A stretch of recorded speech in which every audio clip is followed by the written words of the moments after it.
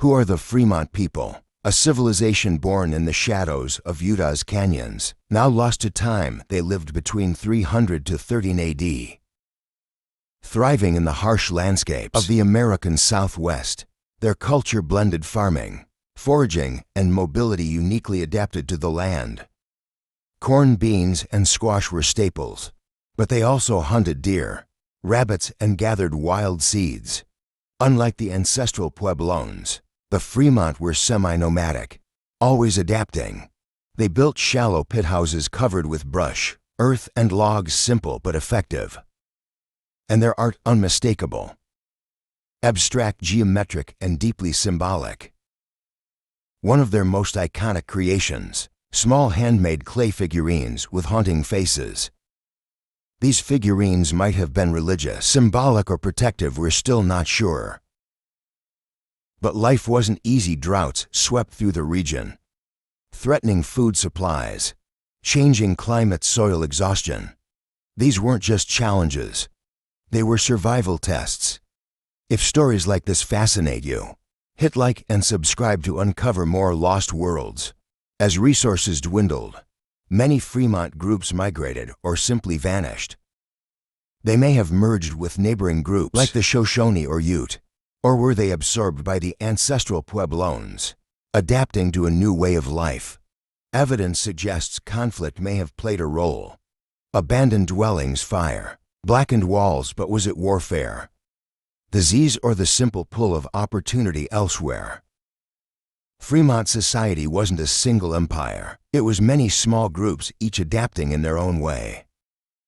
Some built granaries high in cliffs, protection from animals and raiders. Others relied more on hunting than farming. Depending on the landscape, their pottery, while simple, had distinct patterns, corrugated, often undecorated but functional. Even now, Fremont sites are yielding secrets.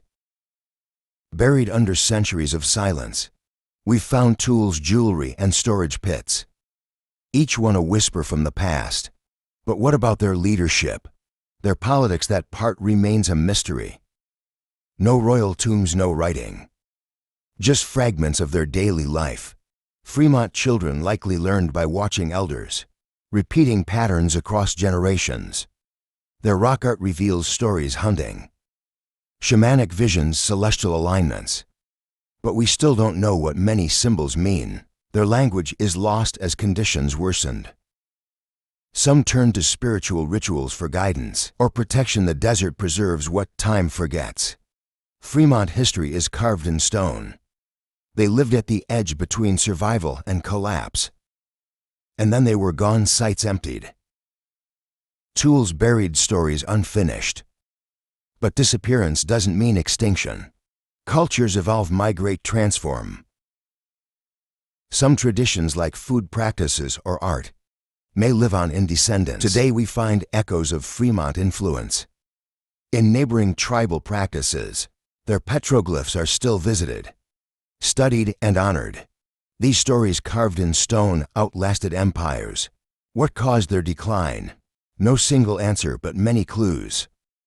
Abandonment patterns match with drought cycles and resource shortages still.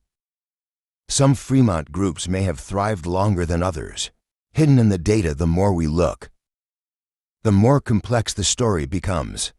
Fremont history challenges our ideas of what civilization means. They didn't build monuments, but they left legacies.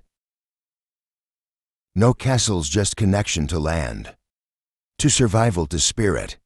Their disappearance invites us to ask, what endures, what fades? In every figure, in every carved line, we hear their voice. They speak through silence, through symbols, through soil.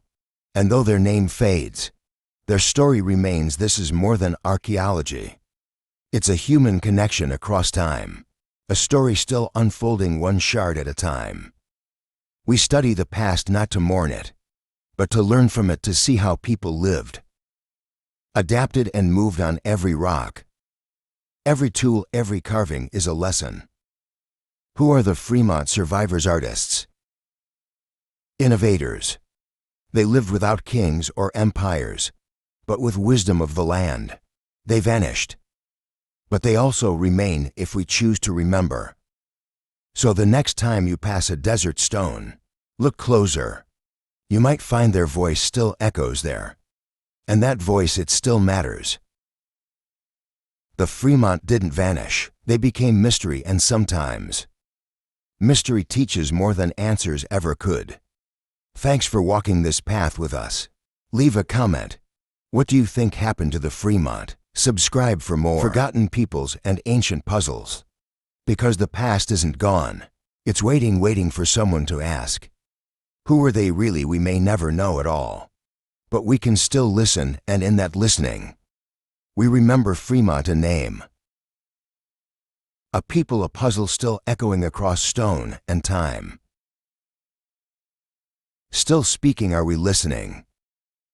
This was their world, their art, their voice. This is our chance to remember.